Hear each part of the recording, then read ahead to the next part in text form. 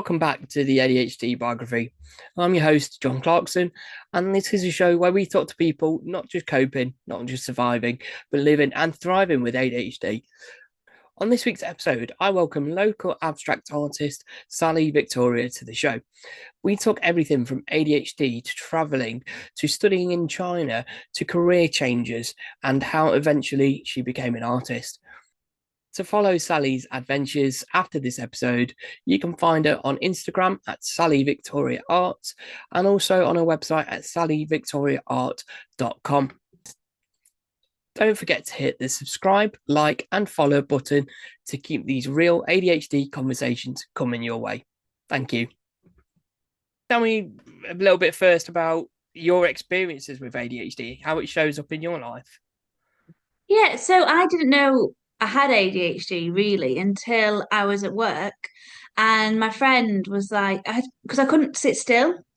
So I worked in the food industry, and I loved having having to go to do a trial, having to do this, having to move, like being on the computer was like my worst nightmare. And it was actually my friend who pointed it out and was like, I think you got ADHD. I was like, no way, I don't. And then actually like looking into it and I was like, oh, actually, yeah, yes, I do that. Yes, I do that. Okay. And then since I've realized that I do have it, I've not had to have a diagnosis. It's just everything is me. Yeah, Yeah, so that's me. And I think the good thing about having ADHD though for my lifestyle now is I'm always like, well, not always, but when you're hyper focused, mm, you can get so much done. yeah, And then I can get like one day or maybe it lasts for like 2 days. I can be super proactive, get everything done, and then I just crash. yeah. And then I feel a little guilty that I've not done as much as I've Because done the you've day been before. a bit burnt out and just want to rest, don't you? Yeah, Absolutely. like that much so that I have to go for a nap. Yeah. So it's juggling the highs and lows, isn't it? Same thing as you actually. It was a colleague of mine that told me it was like, yeah, you've got ADHD and exactly the same reaction. And it was very much, it was like the last piece of the jigsaw almost. It was a massive realization and made me understand a lot of why I did certain things in the past. When you realized, was it useful to be aware of it? Yeah, it was like a light bulb moment. Like, aha, now I know why I do things that I do. Now I know why I've replayed conversations in my head 10 times. Get And that a lot. The also, 2 a.m. Oh, damn it. I should have said this. I should have said that. Why didn't I do this? Why did I do yeah, and that? like I feel people do have that, but I feel if you do have ADHD, then it's emphasized like a greater level. Amplified on a massive level. Yeah, Absolutely. yeah. So it's just like, but I've now, because I've, I realize I have got ADHD and I think about that, I try not to overthink now. Mm. So I think it's actually been beneficial to think, oh, it's fine. Like they're not even thinking what you said. And how do you, because I'm someone that has the same, but I sometimes struggle to not necessarily realize it. I probably mostly realize when I am doing that and overthinking. But how do you stop yourself being able to do that? Is there like a certain thing that you maybe think of or do instead to draw your mind away from that? I just I try and think that everybody's busy and people have got a short attention span and they probably forgot what you said. I bear that in mind for in future when I'm thinking that. Yeah, Yeah. yeah. So that's like, yeah, if you're overthinking, just think they've forgotten what I said. Mm, Because when people are networking and everyone is doing the 10-second pitch around the room, yeah. sometimes I forget what people have said. You So know what? This is it's a really good point because I am like that, and this is something that I speak about a lot with people. I'm very honest and open about my experiences in those kind of environments because certainly the ones that are earlier in the morning are the worst yeah, ones for me. I don't know about you, but I need to be awake. When you sat in a group of people, I always find that if I'm not going first, then I'm constantly thinking about what I'm going to say as each person speaking. And it's not necessarily deliberately, it's not a choice of not listening to that person, but it's that thought that I need to think about what I say, because otherwise, by the time it does come around, I will have forgotten my own thoughts on what I'm going to say. And that's, I know like practice can obviously help with public speaking and the networking side. And you sort of elevate a pitch. But how do you find it then in when you're in that environment? Do you have that same sort of feeling where you feel like you have to kind of switch off from somebody else just for a second, not deliberately, but Yeah, I really understand what you mean because I get that when when you're having a conversation with somebody and they've like sparked something in your head that you need to say, mm, but you don't want to interrupt, so you're waiting for them to finish. But by the time they have, you've forgotten what you're going to say. Like, I get that all the time, and it's like, oh, sorry, I've forgotten what I'm going to say. But when it comes to the networking and pitching, so I used to go to a pitch club in Beijing, oh, okay. and it was really interesting where it was great. Every week you'd go and you'd stand up in front of people and pitch, and then they give you feedback. And then during COVID, it turned online. So I've been practicing pitching for years now. And I practice my pitch all the time in my head, all the time, like driving to networking. So I've kind of mastered it that I can now, because I know what I'm going to say, I can listen to other people because I know what I'm going to say. But my forgetfulness comes from when people are having a conversation. Your point. So Beijing. I want to touch on that. So was this pitch club? Was it in Chinese? Do you speak Chinese? I speak a little bit of Chinese, Oh, and I okay. still practice on Duolingo. Um, but no, it was all international, so everyone spoke English as either their first or second language. Oh, okay. That's really interesting. So yeah, it was great, and it was run by two great people, and then it started online, and then it's not active anymore. But the community was great because it was once a week, and when it was online, and everybody from all over the world connected and you listened to their pitches and then you gave feedback on that too. Yeah. So I guess from that point, like that paying attention, it's kind of almost being driven by the fact that you need to give feedback. Yeah, So, and I know that when there's sort of a little bit of pressure and expectation, did that help you in those moments feeling like, did you feel a little bit of pressure knowing that you had to pay attention to be able to give that feedback? Did that, like, in your mind, was that something that you that felt was there with that pressure to help you yeah. kind of focus on what they were saying? And I used to have to write notes. Oh, okay. So once they had said something good, I'd write it down. Or what if they said something that I think they could have improved on, or like then the flow, I would have to write it down. Yeah. Because when it came to me giving feedback, it's like, Sal, you're up. I'm like, but no, I could just go off my notes, and then if I'd scribbled it down a bit, like, oh, I'd just say one moment, and like it was really good because it was like a safe space. Oh, So okay. That's good. It's always helps with in a that environment where you do feel safe, to be able to acknowledge maybe you have missed a point, isn't it? yeah, yeah, but I never ever thought in my whole life I would love pitching because at high school, if I ever had to do a talk or anything, it was like my worst nightmare. Even reading from a book, do you remember when they used to go around Yes. that page?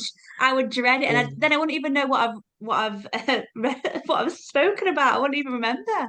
No, because you're so worried about what everyone else is thinking. I just remember that feeling like, oh God, like I'm speaking in front of everyone. Everybody's listening to me. Like they're going to be judging me. They're going to be, that you think they're thinking the worst, and it's Hmm. like the world is ending.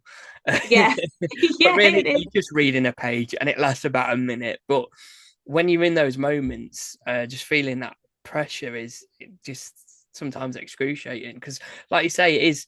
Although people normally experience that, I think with ADHD, it like you say, it can amplify it Mhm. massively. So it's really difficult to overcome that sometimes, isn't it? Yeah, yeah, definitely. And just going back to your writing about the notes, because it's something that I've spoken with like a couple of guests. Like a thing for me to help me remember stuff. I write notes every day.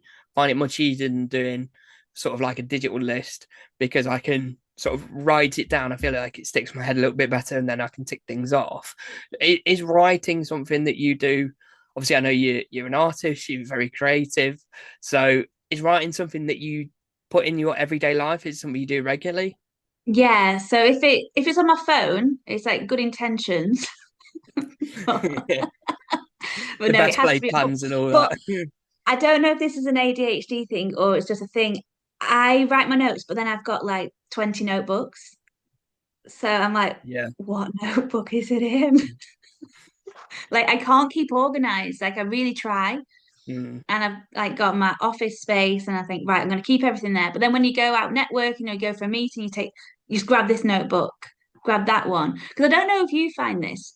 If you have a meeting, then you do everything, and then in the last 5 minutes, that's when you're like really quick and you get everything and you go. Mm. Because like I can get ready to go somewhere in like 5 minutes. Yeah. Like like you can like turn on that quickness, like Yeah, like that no hyper camera. yeah, like I'll do this, this, and this. Like absolutely. But I think that also I know I had it recently where um what was it? We was due to leave. I think it was about 5 or 10 minutes, and I was like, I was doing lunch before we left work in the morning. I thought, yeah, I can do some pasta in 5 minutes. Mhm. No, 10 minutes later, it's still boiling. We had to leave. I had to send the pan off, drop my other half at work, come back, finish the pasta off because I'd just gone completely time blind, thinking that 5 minutes you can do absolutely everything you need to leave the house. And yeah, absolutely. But like you say, if you do the rational things, I think you can get them done very, very quickly. But it's when you spot things or think of things that, oh yeah, I can get that done. I can definitely fit that in. But I can do a load of washing in, before I leave the house. And it's just not going to happen, is it? Yeah, no, no. But sometimes, so I find that like I try to, when you're cooking and you say you're like a chef and you put that on, then that on, that on. That's how I do my day. So I time it like I'm a chef.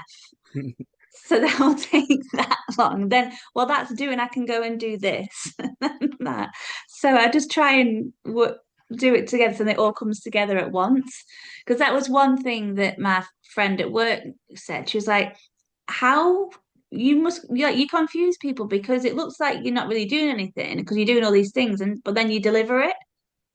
Yeah, you And I was finally like, manage to, you do sort of the 1% of everything, and then last minute, that hyper focus, boom, it's finished. Like, yeah, very much so. And I know that going back to the school days, actually, that used to be same with like coursework, homework, like or coursework at university, would just be like, yeah, I've got loads of time. And then it'd be the night before, and I would feel that pressure, and I needed to get it done because that I didn't want to let anyone down. So I had to get it done. And yeah. it's not a comfortable way to live, that's for sure, is it? No, it's not. But I've tried to get things done, but I don't have any motivation. Mm, Like I need that pressure, the last minute. start. Yeah. Yeah, that's how Yeah. I thrive.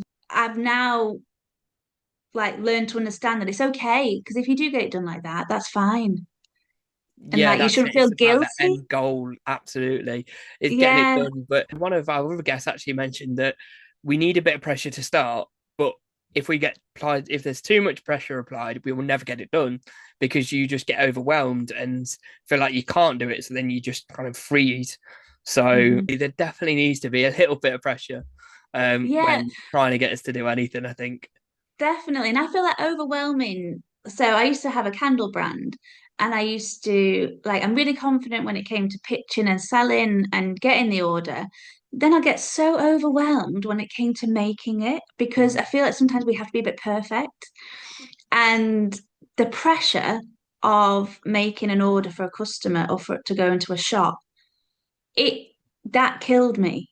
Yeah. Like the I don't know what it's called, like the overwhelm, like it wasn't procrastination. It was Mhm. just the overwhelm that made me freeze. Yeah. I completely get that. And even with this podcast, as like you saying earlier, trying to piece it all together and trying to be bestly, as organized as possible. And so I plan it is planned in my calendar when I do certain things, but sometimes it's quite hard to stick to those. And then the pressure of if I have to do anything last minute to get something out for the next day, it's so draining. And I Yes. imagine that's probably what it was like, that feeling for you as well with it, with the candles, like when it actually, when you really simmered down and you can Yeah. bring yourself to do it, it's Hmm. so just emotionally draining, isn't it? And Yeah. you feel Yeah. I found the best exhausted. thing was just to start. Mm, Just start. And if you cock up an order, just have to explain. They're not going to be mad. Like, and it was me putting my pressure on myself that I have to do it quick, have to get it out the door. So I was promising like time turnaround time frames from handmade products in like 3 days. jeez. Like I was putting that pressure on me because I wanted them to not be waiting for it. And do you think that sort of rejection sensitivity played into that in terms of not wanting to let the customer down? So you felt like you had to over deliver and over commit yourself to be able to get that done in three days. And Yeah. jeez, I don't know how you managed it, but yeah, Well, the lucky thing is in China is you can have same day delivery. So it could be done. If I got the order on one day, I could make it that afternoon or into the even I'd even go silly into like 2 a.m. to make sure that the order's done. yeah. And like I don't know if you get this, but do you have to do everything quicker? Yes, there is a lot of pressure that I think you can put on yourself, isn't there, in terms of that. Yeah. Have you But found anything that works in terms of, like, obviously I know you say about organization is difficult, but have you found anything that can negate that pressure and just take it away, or um is it is still a mm, work in progress? still a work in progress. Yeah, but it's my own pressure I put on myself. Yeah, So maybe that I need to just take a step back and just think that it's going to be okay. I don't know. Yeah, I think it's just my own pressures that I put on myself for no yeah. reason. Yeah, and I certainly when it comes to work life, I had a really bad habit of doing that. Yeah, I kind of went through something, and after that, I was almost like, well, if it's not burning down and if no one's dying, then it's fine. And I kind of have to keep bringing that back in at times just to make myself feel a little bit better. And if you realize that you're not letting anyone down and it's fine and you can just explain it, then Yeah, yeah, that's absolutely. true because I get even has like reflected that back on my art. So, when I was in Thailand, I went around asking businesses if they wanted some commissions, and so I did a commission for a coffee shop, and I did it within a day, and I delivered it that evening. It was like I wasn't expecting it so quickly. And also that's like another thing about my art. If I have to paint quickly because the paint dries. Mm, Um and it's a one shot, like I don't go over it again. It is what it is. Like there's no rules, there's no mistakes. That's how I can do my art because if there was, it'd be too much pressure and it would stress me out and I wouldn't do it. So if an art piece took me 3 weeks, I wouldn't finish it. So I've got like a few art pieces that I've tried to do like differently and they're still half done. And I don't know when I'm going to go back to them, if I ever will, because I get bored easily. I think that's another like trait. I get so bored, and yeah, I love change. I love being a stranger in a new city. Like I thrive off it. So when I get yeah, too familiar with people or places, I start to get bored. And it's no like yeah. offense to anyone. It's just me. And yeah, that is, it's quite a common thing. And people that I've spoke to with ADHD and myself, I have exactly the same thing.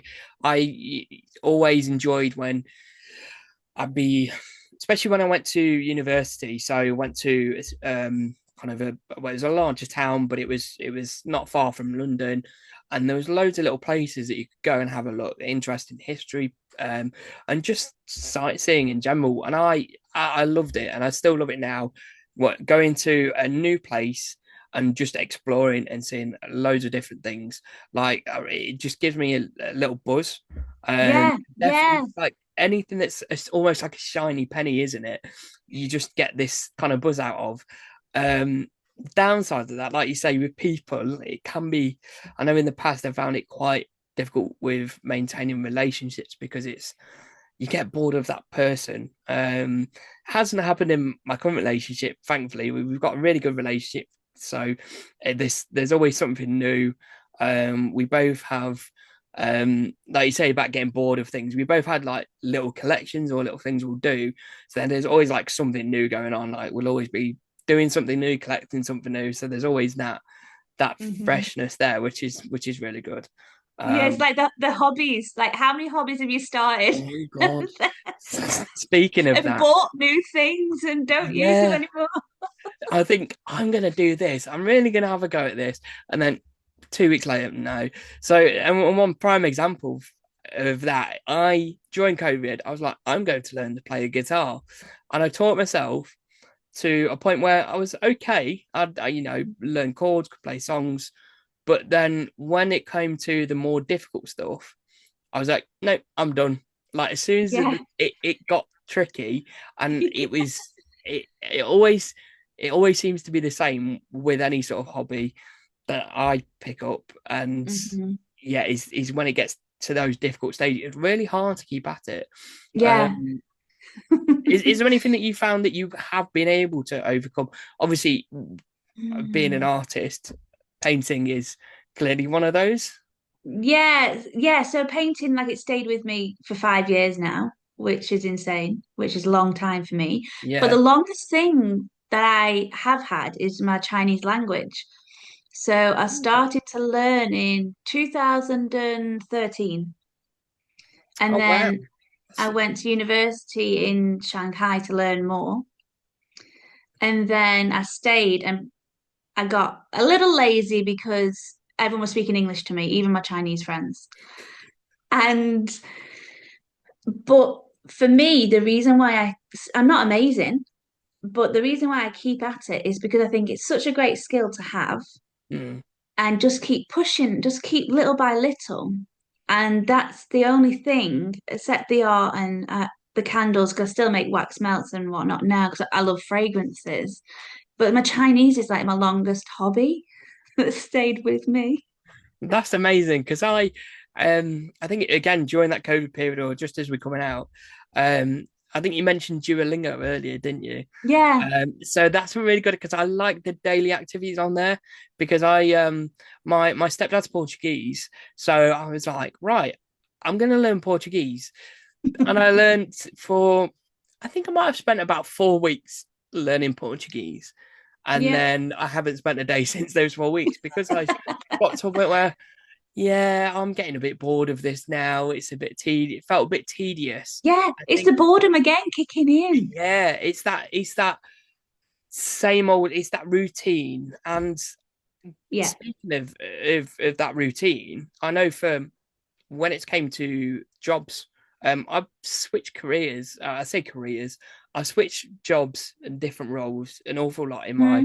time. So, Same. oh God, there probably isn't. There's not much that I really haven't done. It feels like, I hear that. And I also, for me, I get like, oh no, when I can picture what my life is going to look like, it scares me. If I have to go to that office desk at 8 a.m. every day at the same place with the same people, that is torture. yeah, So, and I'm really embarrassed because if I have to write a new CV, it it's like this long.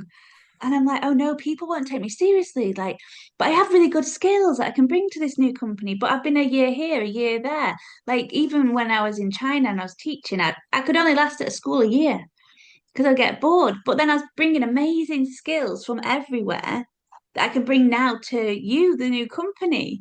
But yeah. I don't know if people read it like that. Yeah, and I think that's been I think there's certainly been a shift in like workplaces or yeah, I think there's been a shift in terms of employers' views of that. Certainly with like the younger generations, I think because they switch roles and careers much more often than probably people did, 20, 30, 40, 50 years ago. So I think Mhm. it's more the norm now that you can Oh, okay. switch roles. So it's I don't think it's necessarily, I don't know if frowned upon is the right phrase, but Mhm. looked at in a negative light, I would say. Mhm. Oh, Um so so yeah, don't worry. But going back onto your painting, does that help with your ADHD, yeah. being able to bring out that creativity? Because I know, speaking again to a number of people with ADHD that are in those creative environments or creative industries, it certainly seems like they get a lot more job satisfaction, and probably that monotonous feeling is Mhm. not there as soon, if ever. Yeah, so so like our brain is always thinking, always on the Mhm. go. And on Instagram, a few like a trending reel was like my brain before something. Literally, when I'm painting, I'm not thinking about anything else. It's like the only time, and when I'm making my wax melts, and like make because I make my own fragrance with like a mix different essential oils. So when I'm painting or creating like that, I don't think of anything else, and I focus solely on that, and it's amazing. But when I'm like trying to do Excel, or I'm like, oh, maybe this, maybe that. But being creative is just like it. It is a really good focus, and because I've been doing my hands-on healing workshops. And when people, so that my workshops are 2 hours, not one person reaches for the phone. It's amazing. So I'm the only person like taking photos, but no one reaches for the phone. No one is distracted. They're all focusing on just painting and being present, which is not. No I one's really think that's present an these achievement days. in today's day and age when there's so many distractions available on your phone. Yeah, yeah. So it's really nice, and everyone talks. Because sometimes in the class, no one people come alone. So it's like a real community, new friendship builder as well. Really Yeah. important, that social interaction, isn't it? I think you have Yeah. to, I think meeting new people. I know for in my current role, it's what I find really interesting is working with different people from different industries, and it's constantly changing. Mhm. So and that for me helps keep me engaged. So I imagine it's for you with your classes. It's similar. Is that right? Yeah, yeah. Because I thrive again off meeting new people.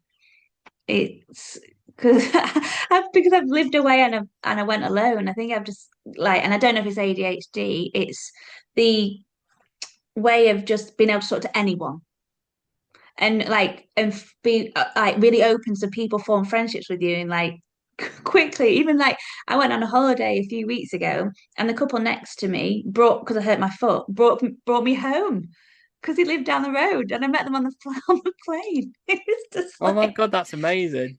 I know. It's just like if I hadn't been so open to talk to them, I wouldn't know who they are. But I love just talking to everyone. Yeah, and I think it's that curious mindset. I know you're saying about wanting to explore and go on over. The That's definitely fear. related to ADHD for sure. Yeah, I do. Like it's like the fear of like I know we have the fear sometimes what we said, but we don't have the fear of just talking and Mm. going. Like there's maybe because there's a neuron or something that doesn't have us to think. We just do. Yeah, and I always find if I'm going alone, I feel like I travel better alone because I'm not Yeah. worrying about other people, and I find like it's just the best way to go because I can just go, and if there is something that piques my interest, I can just go and do that instead of wondering if somebody else wants to do it. And how are you with plans ahead? So if you have a plan in 3 weeks. It'll be well, if I need to pack a bag, that'll be done the night before. Yeah, yeah. Yeah. Or if like your friend says, "Can we meet up in 3 weeks?" Would you rather just like meet tomorrow? Yeah. Oh, absolutely. Without a doubt. Yeah, because I don't know how I'm going to feel in 3 weeks. I might not feel like I might be burnt out and not want to meet you in 3 weeks. So while I'm up to it now, yeah, let's just do it now. That's you just that's exactly what I say. Just doing stuff. I'd rather just do it there and then. If I want to do something, I want to do it now. Because if I'm interested, you're not going to get my interest for long. That's for sure. No. We've got so many traits that we've certainly got similar. It's been a real pleasure talking to you, Sally. You too, Understanding thank you. how art has been a real catalyst and driving force for you and helping you focus. I'm still trying to find my focus. Lovely talking to you, and I'm sure there's plenty that people can take away from this conversation. I know I will, and yeah, look forward to exploring some more and hearing more about your travels when Oh, you've got a thank you better very foot, of much. course. Yeah. Oh, it's been lovely to talk to you.